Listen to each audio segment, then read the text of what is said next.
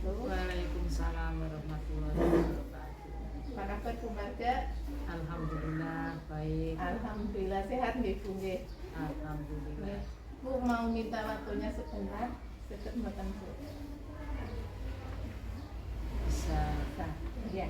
Baik keluarga, saya ada beberapa pertanyaan mengenai pengambilan keputusan yang Ibu laksanakan selama ini. Selama Ibu menjadi kepala sekolah, bagaimana Ibu dapat mengidentifikasi kasus-kasus yang merupakan dilema etika atau rujukan moral Ibu? Kasus dilema. Ya, menurut saya dilema itu kan sana ke sini. Iya. Ya membingungkan lah gampang. Nggih, nggih. Betul sama betul nggih Bu. Kasus benar sama benar yang sangat untuk menentukan atau mengatasi kasus yang dilema, kita perlu berkomunikasi dengan berbagai pihak untuk menyelesaikannya. Jadi tidak mungkin kita langsung to the point, pasti kita harus mencari akar masalah, kemudian yang bermasalah kita dekati, dan jadi berbagai pihak kita perlu kita tahu apa alasan dan apa sebabnya, informasi dari masing-masing yang terlibat di dalam permasalahan tersebut, sehingga di sini kita perlu mencari pokok masalah dan untuk mengambil keputusan yang terbaik. Oke. Nggih, begitu nggih Bu. Lantas contoh dari kasus dilema etika itu contohnya apa Bu? Untuk contoh yang berhubungan dengan siswa atau yang berhubungan dengan kru atau kru di sekolah kita. Jika untuk pastilah di setiap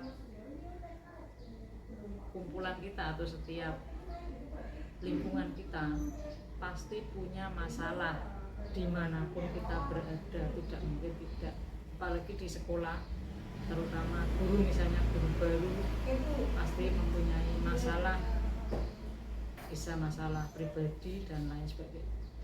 Jika masalah siswa, di sini sesuai tugas kita sebagai pendidik atau mengatasi masalah siswa, kan secara umum pasti ada siswa yang jarang berangkat. Nah, di sini kita atau guru dan kepala sekolah tidak bisa memutuskan secara langsung anak harus dikeluarkan dan lain sebagainya. Kita harus mencari akar masalahnya, mengapa anak tidak berangkat, bagaimana gurunya menasihati, kemudian bagaimana orang tuanya. Disinilah perlunya kita, kalau kita misalnya sesuai peraturan dikeluarkan, anak tidak masuk dikeluarkan, menurut saya tidak manusiawi. Nah, maka di situ kita kok melas ya itu perasaan kita biasanya kalau dikeluarkan nanti anak bagaimana, malah di luar nanti akan menjadi lebih tidak terkontrol. Orang tua susah mengontrol, guru susah mengontrol, tidak tahu mau kemana, anak bagaimana, kasihan masa depannya, karena dia adalah generasi yang kita persiapkan untuk melanjutkan perjuangan kita. Maka disinilah kita harus perlu bijaksana, perlu penanganan yang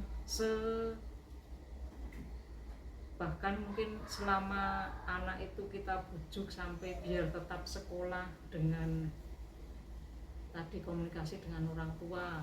Kita harus bekerja sama dengan orang tua untuk mengatasi kelemahan anak tersebut, misalnya karena tidak berangkat karena bangun kesiangan, berarti di rumah harus lebih efektif mengawasi anak tersebut. Menurut saya pernah sampai saya menghampiri anak tersebut biar tetap mau sekolah, karena saya mau berangkat sambil itu tak samper, coba sudah bangun apa belum, itu pernah ada. Jadi juga itu sudah pengalaman lah, terutama menurut saya bagi semua pendidik, jika mengalami seperti itu berbagai cara dilakukan. Terus keputusan yang Ibu ambil itu keputusan yang seperti apa, Bu? Dalam mengatasi anak yang seperti itu, kita tidak boleh langsung memutuskan. Kita beri tenggang waktu, kita beri adakah perubahan yang dialami anak tersebut setelah kita dengan ketat mengawasi. Jadi langkah misalnya anak dikeluarkan atau sudah tidak sekolah, mau apa ya, kita kayaknya sebagai pendidik terus pasti berpikiran panjang. Tapi kalau anak di sekolah mengganggu, sehingga kita mau ikut mana ya, ikut siapa, maka di sini kita perlu berkomunikasi yang lebih efektif untuk mengatasi hal tersebut. Dan sebagai penanggung jawab atau sebagai pendidik terutama harus lebih ketat lagi menangani dan berkomunikasi dengan orang tuanya, harus lebih, karena ini berhubungan dengan situasi keluarga di rumah.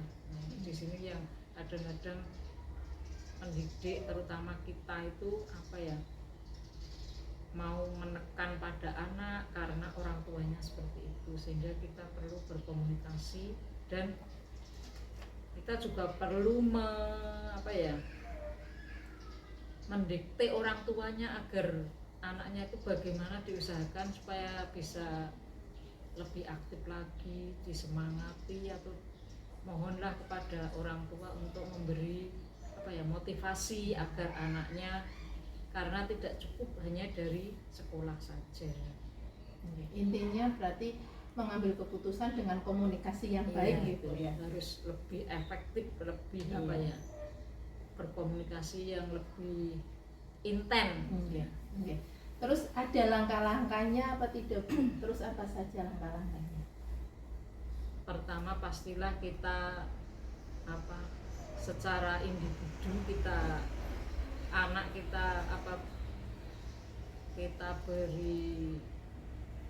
kita cari informasi dari anak tersebut, alasan-alasan apa, mengapa, bagaimana, pasti anak akan jujur menjawab, dan itu akan dijadikan dasar kita untuk melangkah selanjutnya ke orang tuanya misalnya. Kemudian teman-temannya di kelas juga sangat mempengaruhi pasti di situ. Biasanya kalau anak jarang berangkat diejek dan lain sebagainya, kita harus mengkondisikan juga dengan teman-teman di kelas. Jadi tidak hanya anak tersebut yang kita yang harus kita tanya terus, atau yang kita kejar-kejar untuk kamu harus berangkat pagi dan lain sebagainya. Tidak mungkin, karena lingkungan sekitar juga sangat mempengaruhi perilaku anak tersebut, terutama di sini tadi orang tua. Kemudian kalau di kelas juga dengan teman-teman dan juga gurunya juga sangat, biasanya anak lebih patuh pada bapak atau ibu gurunya daripada orang tuanya. Misalnya anak saya sekolah, kemudian ada PR, di bapak ibu gurunya memberi cara seperti ini, saya beritahu, ini ibu kan juga guru, cara begini juga bisa. Nggak mau anaknya karena lebih nurut sama gurunya. Ya, luar biasa sekali Ibu. Lalu selama ini bagaimana Ibu menjalankan pengambilan keputusan di sekolah, terutama untuk kasus-kasus di mana ada dua kepentingan yang sama-sama benar dan atau sama-sama mengandung nilai kebijakan itu? Jika di dalam ruang lingkup saya atau karena sebagai yang dituakan di sekolah ini, pastilah jika untuk kepentingan sekolah, karena di lingkungan sekolah terdiri dari beberapa individu, secara pribadi akan berkomunikasi dengan masing-masing individu. Misalnya mau memutuskan untuk memberi tugas seorang salah satu guru, kalau kita tidak memahami bakat minat individu tersebut, tentulah akan bertentangan dengan kemudian yang merasa mampu merasa disepelekan. Di sini kita memang belajar dari awal kita menjadi satu tim, pastilah kita belajar memahami masing-masing individu, sehingga oh ini si A sangat cocok kalau diberi tugas ini, si B sangat cocok diberi tugas ini. Kadang-kadang tapi dong ini saya saja ya, saya lebih mampu pada. Nah, selain itu saya juga harus menyatukan pendapat bersama, karena keputusan diambil tidaklah mungkin semuanya oke, setuju, enggak mungkin, pasti ada yang agak keberatan. Tapi disinilah kita memberi motivasi supaya tetap menjaga kebersamaan untuk kepentingan bersama, karena di sini kita tim, bukan hanya menunjukkan seseorang, entah nama SD kita yang diangkat untuk bekerja bersama-sama. Lalu langkah-langkah atau prosedur seperti apa yang biasa Ibu lakukan selama ini? Untuk langkah pertama untuk pengambilan keputusan, yang pertama pastilah komunikasi. Misalnya untuk kepentingan sekolah, kita berkomunikasi kepada semua tim, semua guru yang ada di sekolah ini untuk menentukan mau dibawa kemana sekolah kita, mau apa. Misalnya pada ekstrakurikuler ini, kira-kira siapa ya yang harus pegang, siapa yang harus mengatur ini. Itu kan salah satu contoh. Mau drum band, mau sudah ada alatnya, ini mau yang melaksanakan siapa. Oh, kita buat tim yang berkompeten di siapa yang tahu ini, itu mau ambil pelatih. Kan tidak mungkin saya cari sendiri. Itu contoh salah satu. Saya tidak mungkin saya kenal dengan pelatih itu, kamu pelatihnya enggak mungkin. Maka saya serahkan kepada siapa yang kenal, cari yang terbaik, cari yang lebih murah, cari yang itu sesuai kesepakatan kita. Terus hal-hal apa saja yang selama ini Ibu anggap efektif dalam pengambilan keputusan pada kasus-kasus dilema etika itu? Yang paling efektif tentulah berkomunikasi setiap saat, karena di sini saya menekankan komunikasi. Saya di sekolah ini saya mengatur tempat duduk seperti tadi saya sampaikan. Saya tempat duduk itu saya bisa melihat semua wajah guru yang datang. Oh, jadi kita kan kayaknya Bu Winda kok pucat dan lain sebagainya. Kita melihat, semua saling melihat, dan bisa kalau saling berkomunikasi kita bisa menatap wajah mereka masing-masing. Jadi tidak saling umpur-umpuran atau menengok ke belakang. Kita bisa, saya minta duduk di situ karena ada guru yang datang kok kayaknya kelihatan dari wajahnya kok suntrukmen, pasti ini ada sesuatu. Kita kan tidak tahu masalahnya apa ya, mungkin kecapean, mungkin ngantuk, mungkin bertengkar atau gemerah dengan siapa, kan itu kita tidak tahu. Nah, disinilah saya memposisikan tempat duduk, tak atur supaya bisa bertatap muka, itu ada maksud saya seperti itu, karena bisa para seger masuk ke kantor kan tahu Bu Yuli kok sehat, loh Bu Ika kok itu kayaknya pucat hanya bukan sakit atau apa, kita kan tahu. Itulah ini untuk kita memudahkan berkomunikasi. Kemudian saya mengamati, karena di sini saya bertanggung jawab, sehingga kelihatan misalnya kok tempat duduknya masih utuh dari pagi seperti itu, kan pasti loh itu kok Bu Paras kursinya masih, Bu Paras belum datang atau apa, sehingga saya tahu akan bagaimana akan menentukan langkah selanjutnya. Ya. Baik Bu, Hal-hal apa saja yang selama ini merupakan tantangan dalam pengambilan keputusan? Contohnya pada kasus-kasus di Lima Etika yang menjadi tantangannya itu apa menurut Ibu? Tantangan yang paling sulit adalah mempersatukan semua persepsi menjadi satu persepsi. Tidak mungkin, ini tantangannya. Tidak mungkin semua guru harus memiliki satu persepsi, itu susah.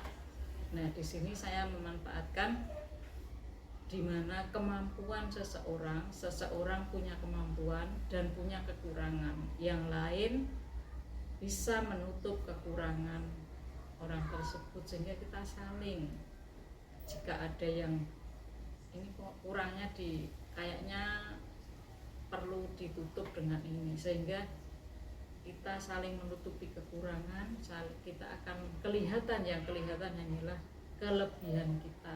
Semua anggota di sekolah ini kita kekurangannya kita tutup, sehingga hanya untuk konsumsi kita di dalam, keluar kita akan kelihatan lebih unggul.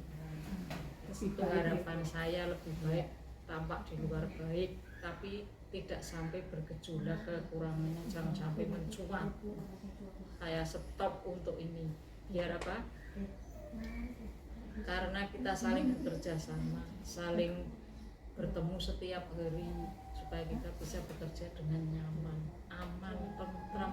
Jadi kita damailah bekerja dengan enjoy, tidak apa dengan keterpaksaan. Misalnya ada ganjalan, kita bisa dicurahkan dengan cara yang baik dan komunikatif. Apakah Ibu memiliki jadwal tertentu dalam sebuah pengambilan keputusan tadi? Apakah Ibu langsung menyelesaikan di tempat atau memiliki sebuah jadwal untuk menyelesaikannya? Terus prosedurnya seperti apa yang Ibu jalankan selama ini? Menurut pendapat saya, kalau kasus itu tidak bisa dijadwal, tapi penyelesaiannya yang memerlukan waktu, bukan tidak mungkinlah seketika ini ada masalah terus kita selesaikan langsung. Kayaknya pasti ada, karena ada saatnya sebagai penanggung jawab itu perlu kita diam, bukan diam berarti tidak, kita meredam dulu, karena dengan kita diam ada suatu kasus, kita diam dulu, kita perhatikan, kita amati, nah baru kita berkomunikasi itu untuk menentukan yang terbaik. Tidak mungkin seketika kita selesaikan jika ada masalah, itu satu, tidak mungkin. Kemudian kita diam itu untuk mengamati, menetralisir, dan mengambil jalan yang terbaik dengan cara tadi. Saat kita misalnya ada kasus seperti yang awal tadi dengan kasusnya anak, kita harus berkomunikasi dengan anak, dengan guru, dengan orang tua. Kalau kita kasusnya di dalam lingkup pendidik, pastilah saya akan berkomunikasi dengan masing-masing secara individu terlebih dahulu, baru kita bisa memilih jalan yang terbaik. Itulah alur atau langkah-langkah yang dilakukan, yang pernah kita alami, kita laksanakan untuk menyelesaikan masalah. Baik Ibu, adakah seseorang yang selama ini mempermudah atau membantu Ibu dalam pengambilan keputusan dalam kasus-kasus di Lima Etika? Pasti ada. Di sini misalnya kita ambil salah satu guru yang paling senior atau yang berurusan dengan yang masalahnya tersebut. Misalnya masalah tadi kegiatan, masalah siswa, pasti misalnya ada siswa kok yang tadi kita permasalahkan itu tidak berangkat, pasti ada salah satu guru yang mempunyai ilmu bimbingan konseling. Nah itu lebih, misalnya guru kelasnya kurang bisa mengatasi, pasti minta bantuan guru lain, kan bisa seperti itu. Jadi kita perlu pertimbangkan dulu apa yang akar masalahnya. Misalnya masalah yang tadi ekskul, misalnya ekskulnya yang di sini, misalnya di sekolah ini ada beberapa ekskul yang berkompeten di ini siapa ya kita macamnya itu, ini bahasanya jadi macamnya ini siapa ya kita kalau pilih yang ini, oh ini aja, pastikan seperti itu, sehingga semuanya akan nyaman, tidak membebani, tidak terbebani dengan apa tugas yang kita berikan dan masalah yang tidak menganggap masalah, jadinya ada masalah tapi seperti tidak ada masalah. Jadi kan ringan ya, karena tidak terbebani. Tapi kalau yang diberikan ke yang misalnya tidak berkompeten, pastilah banyak keluhan, sehingga kalau yang berkompeten pastilah enjoy melaksanakan dengan baik. Dan yang lain bisa lebih mendukung dengan cara memberikan motivasi untuk rasa tadi kekeluargaan, kebersamaan, itu untuk meringankan beban yang diberi tugas seperti itu. Jadi semuanya berperan serta. Ya, baik Bu. Dari semua hal yang telah Ibu sampaikan tadi, pembelajaran apa yang dapat Ibu petik dari pengalaman Ibu dalam mengambil keputusan dilema etika itu? Kuncinya satu tadi, komunikatif. Kita semuanya harus saling berkomunikasi. Maka kalau ada geng-gengan, otomatis masalah tidak akan terselesaikan. Tapi kalau kita bersama saling berkomunikasi, kita itu akan lebih mudah selesai dengan nyaman, dan kita tetap nyaman bekerja dan santai, tapi kerjaan selesai. Jadi kita lebih betah dimanapun kita berada jika kita bisa berkomunikasi dengan baik. Satu kuncinya komunikasi, kebersamaan, saling mendukung, saling menutupi kekurangan yang lain. Wah, luar biasa sekali Ibu. Terima kasih banyak, dan ini bisa menjadi pelajaran bagi saya. Saya banyak belajar dari Ibu. Semoga kedepannya saya bisa menerapkan apa yang tadi Ibu sampaikan. Terima kasih Bu Marga. Mungkin cukup sekian dari saya. Assalamualaikum warahmatullahi wabarakatuh.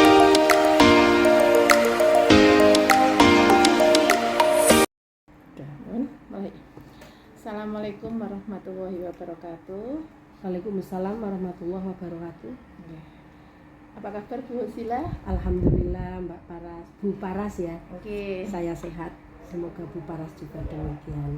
Alhamdulillah. Ini Bu, mohon maaf bisa minta waktunya sebentar, bisa atau tidak Bu? Dengan senang hati. Apa yang bisa saya bantu? Oke, terima kasih Bu. Begini Bu, saya ada beberapa pertanyaan mengenai pengambilan keputusan yang Ibu laksanakan selama ini. Bagaimana Ibu dapat mengidentifikasi kasus-kasus yang merupakan dilema etika atau rujukan moral Bu? Mengidentifikasi permasalahan itu yang pertama itu dicari dulu penyebabnya. Sebab kalau kita sudah ketemu penyebabnya kemudian kita singkirkan, insya Allah masalah itu tidak akan terjadi lagi. Tadi ada istilah dilema etika dan ada juga bujukan moral ya. Kalau sepanjang pengetahuan saya, dilema etika itu adalah dua keputusan yang sebenarnya sama-sama benar jika kita laksanakan. Karena sama-sama benar, kita itu bingung mana yang harus kita ambil dari dua keputusan itu. Sedangkan bujukan moral, ini saya mendefinisikannya berdasarkan istilah kata ya Bu. Bujukan moral itu sebaliknya, ada keputusan yang benar di lain pihak, juga ada keputusan yang salah. Nah, untuk mengidentifikasi sebenarnya gampang saja, cari penyebabnya. Penyebabnya apa? Nah, itu yang harus kita selesaikan dulu. Oke, Nah, saya terus begitu. Contohnya menurut Ibu itu apa? Contoh dari dilema etika. Iya, baik. Contohnya begini. Dilema etika, guru, kasus guru. Guru yang mengajar tidak sesuai dengan ijazahnya. Ya, utamanya biasanya ini guru wiyata bakti. Sering terjadi ya? Sering terjadi. Lah, dicari dulu penyebabnya. Penyebabnya apa? Penyebabnya guru itu kok kalau mengajar, misal guru matematika mengajar prakarya, kok anak-anak kok lagi-lagi diberi catatan, lagi-lagi diberi catatan. Kita cari penyebabnya. Penyebabnya itu ada pada guru apa pada anak? Kalau ada pada anak, kita telusuri. Anak itu misalnya tidak semangat. Kenapa? Karena bosan mencatat terus. Berarti solusinya jangan diberi catatan. Sesekali diberi praktik atau diajak keluar, diberi pembelajaran di luar kelas, atau dengan metode yang lebih menarik lagi. Ini kalau kasusnya pada anak. Kalau pada guru, kenapa kok mengajarnya nyatet terus? Karena mengajar tidak sesuai bidangnya. Berarti solusinya diberi mata pelajaran yang sesuai dengan ijazahnya.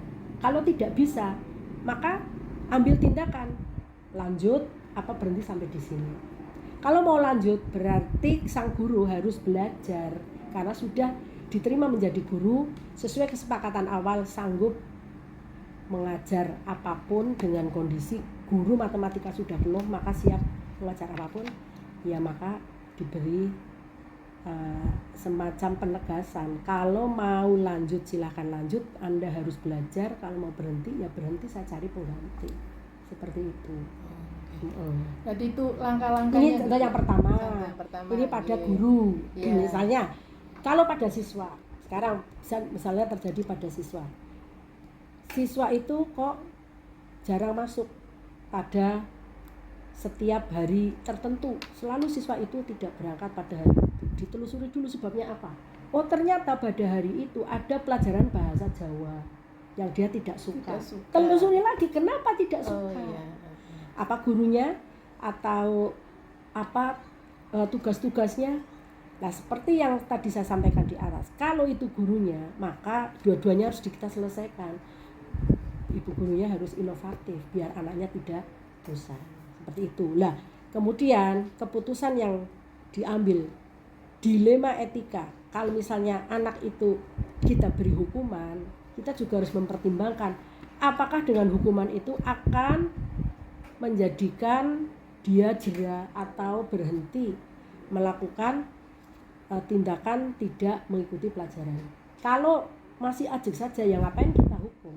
Tentu saja kita harus memberikan pembinaan, guru dan siswanya, dua-duanya, jangan selalu menyalahkan satu pihak saja. Luar biasa sekali. Lalu selama ini bagaimana Ibu menjalankan pengambilan keputusan di sekolah, terutama tadi untuk kasus-kasus di mana ada dua kepentingan yang sama-sama benar dan atau sama-sama mengandung nilai kebajikan, Ibu? Ya, baik. Ambil contoh tadi yang dari murid ya. Iya. Tidak pernah berangkat sekolah, kasusnya itu. Kemudian kita home visit. Kan saya tidak bekerja sendirian. Ada guru BK. Ya, ada guru BK, ada wali kelas, ada guru mapel mungkin. Ya. Dan kita kaji dulu. Kenapa kok tidak pernah berangkat sekolah? Mungkin karena tidak punya uang saku misalnya. Berarti itu tugas kita memberi uang saku pada anak itu biar sekolah. Kalau itu penyebabnya loh. Sebab penyebabnya itu hilangkan dulu. Tidak punya seragam, berarti kudu tukoke seragam. Lah nek kaya ngono, kalau semua beralasan seperti itu, ya insya Allah tidak semua. Kasus-kasus seperti ini kan sedikit, tidak mungkin akan iri. Menurut saya kok tidak, wong sesuatu yang sengsara kok diireni, gitu ya. Iya. Jadi itu lahan kita berbuat baik pada anak didik kita. Satu. Kemudian kadang kan ada guru yang ambil keputusan sepihak. Bu, keluarkan saja sih, apa ruginya kita mengeluarkan satu orang anak, kita tidak rugi kan. Nah, untungnya apa juga? Ya kalau panjenengan bilang ruginya apa, untungnya apa juga kalau kita keluarkan. Jadi ya ini dilema etikanya di sini, Bu Paras. Kalau kita pertahankan, itu menjadi kewajiban kita mensukseskan program pemerintah wajib belajar 9 tahun. Ini kita bicara SMP ya. Iya. Khusus untuk Kabupaten Pemalang yang anak putus sekolahnya tinggi, anak SD yang tidak melanjutkan sekolah, jadi ATS, anak tidak sekolah, artinya lulusan SD tidak melanjutkan SMP itu masih tinggi, maka kewajiban kita yang sudah sekolah ya sudah biarkan sampai selesai. Itu tugas kita mendidik di situ. Kemudian kalau dikeluarkan berarti itu juga baik, tidak akan berpengaruh menular penyakitnya pada yang lain. Tetapi kita timbang-timbang dong dari segi kemanusiaan. Kira-kira mana yang baik untuk dipertahankan. Kalau pengalaman saya sebagai kepala sekolah, saya mempertahankan siswa, tidak mengeluarkan kecuali orang tuanya mencabut atau pindah sekolah.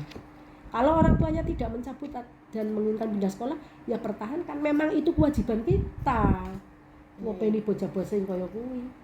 Termasuk terhadap guru yang tadi mengajarnya tidak sesuai jamnya.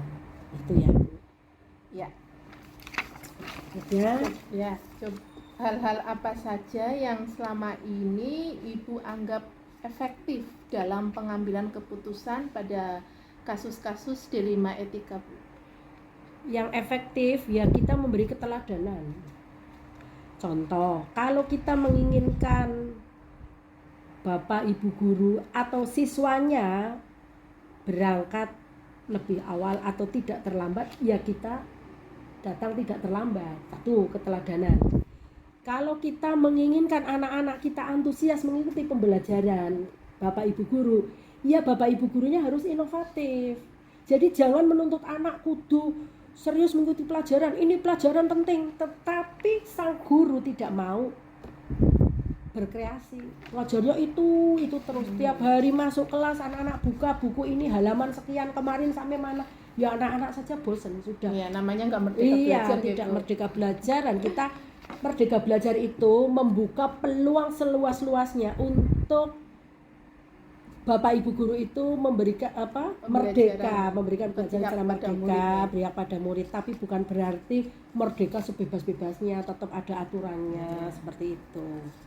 Itu. Jadi satu dengan keteladanan efektif ya. Yang kedua ya dengan pembinaan lah, dengan pendekatan kekeluargaan. Jadi hindari marah. Kalau saya itu hindari marah. Kita omong-omongan bareng baik kepada murid maupun kepada guru. Mesti semua itu ada sebabnya. Siapa tahu sebabnya justru dari saya, pimpinannya. Lah mungkin ibu terlalu galak, mungkin saya tidak memberi ruang pada Bapak Ibu guru untuk berkreasi, mungkin saya membatasi. Kan bisa jadi seperti itu. Maka langkah berikutnya yang baik adalah berdialog. Kita omong-omongan janjani kepengin piye, barangkali mungkin itu ada kekurangan pada pihak pimpinan itu sendiri, kan kita harus sama-sama introspeksi dong. Iya, itu luar biasa, Bu. Terus hal-hal apa saja yang selama ini itu merupakan tantangan bagi Ibu dalam pengambilan keputusan pada kasus-kasus dilema etika, Bu?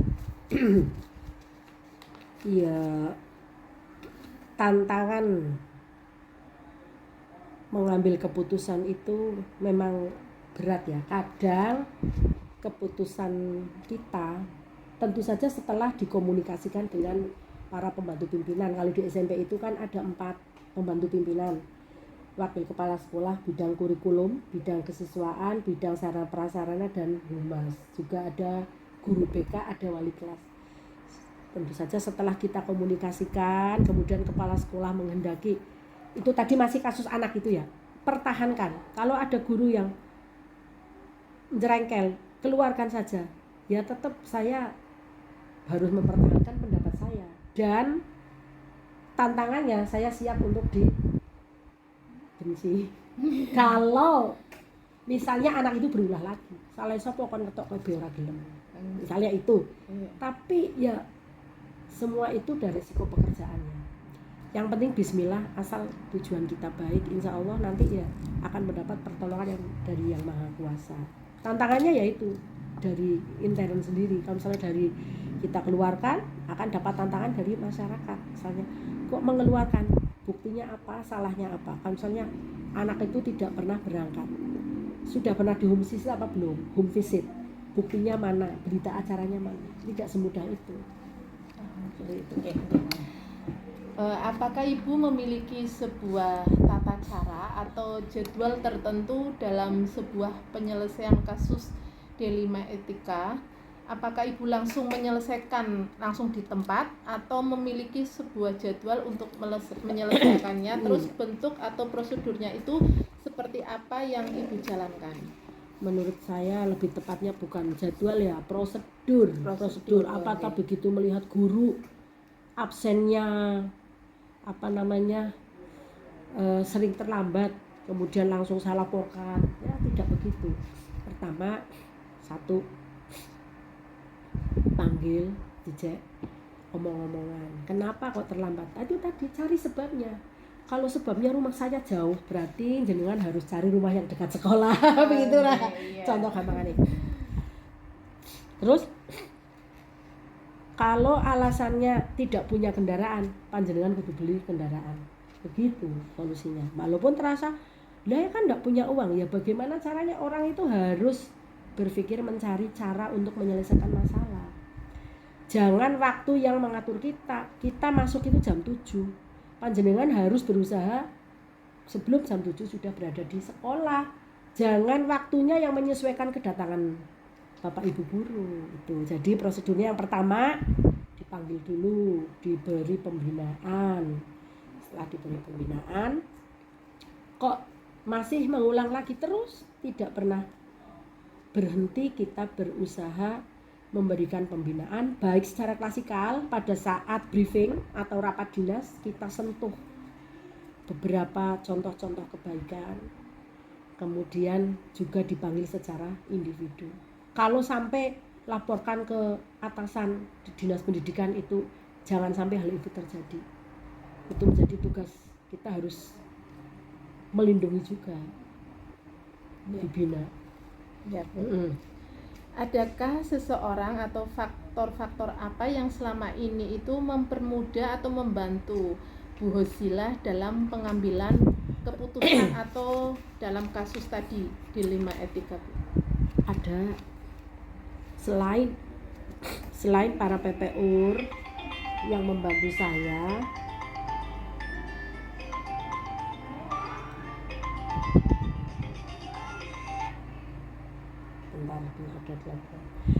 selain PPUR yang membantu saya dalam memecahkan masalah, tempat saya berkonsultasi, rembuk, ada juga pengawas sekolah. Kadang saya juga istilahnya menyampaikan permasalahan-permasalahan yang saya hadapi dengan pengawas saya, pengawas SMP. Karena pengawas itu kan juga dulunya kepala sekolah yang punya pengalaman dalam menangani permasalahan-permasalahan yang ada di sekolah. Jadi kalau pertanyaan tadi ada yang membantu, ya tentu saja ada. Di samping para PPUR juga ada pengawas sekolah. Kadang juga ke dinas pendidikan, tetapi sifatnya kekeluargaan, tidak resmi kedinasan. Misal saya punya orang dinas pendidikan yang kebetulan dekat dengan saya, nah bisa saya minta konsultasi dan pendapatnya. Ya, dari semua hal yang telah Bu Hosilah tadi sampaikan, pembelajaran apa yang dapat Ibu ambil atau Ibu petik dari pengalaman Ibu tadi dalam pengambilan keputusan di 5 etika, Bu? Hal yang bisa saya ambil dalam dilema etika itu sesuatu yang pada masanya kita bekerja itu akan dihadapkan pada sesuatu yang sangat sulit untuk kita putuskan ketika dua-duanya sama-sama baik. Kalau salah satunya buruk, Mas, sudah jelas kita pilih yang baik. Kalau dua-duanya sama-sama baik, tentu saja ini adalah hal yang sangat sulit untuk kita lakukan. Ini pengalaman saya pribadi ketika ada seorang guru yang minta izin kepada saya untuk mengikuti PPG di kampus, sehingga harus meninggalkan tugasnya mengajar. Saya sampaikan, keputusan sulit ini harus saya ambil. Kalau saya memberi izin dia PPG tapi tetap tercatat sebagai guru di SMP Negeri 3 Comal, saya akan mendapatkan banyak tekanan dan banyak protes dari yang lain. Maka saya korbankan yang satu orang ini. Silahkan pilih mau PPG atau mau terus mengajar. Kalau jenengan pilih PPG, silahkan keluar dari statusnya menjadi guru yata bakti. Karena tidak mungkin dua pekerjaan itu dilaksanakan bareng-bareng, karena kita sudah pembelajaran tatap muka. Kalau dulu masih daring mungkin bisa akhirnya yang bersangkutan memutuskan untuk memilih PPG. Dan kepada teman-teman yang lain, teman-teman guru, saya sampaikan di dalam rapat bahwa saya tidak memberikan cuti atas nama guru tersebut karena guru tersebut adalah guru Wiyata Bakti yang belum berhak mendapatkan cuti, sehingga dinyatakan keluar, dan itu melegakan semua orang. Nah, itu pengalaman ya, ini kan tadi ditanya pengalaman dalam mengambil keputusan di 5 etika. Dan masih banyak lagi pengalamannya. Iya, sampai ini. Iya, Bu. Luar biasa Iya. sekali Bu Hosila. Terima kasih nggih, Bu. Saya jadi banyak belajar sama Bu Hosila. Nggih, terima kasih. Mungkin cukup itu saja, Bu. Ya. Yang saya tanyakan. Nggih, terima kasih. Assalamualaikum warahmatullahi wabarakatuh.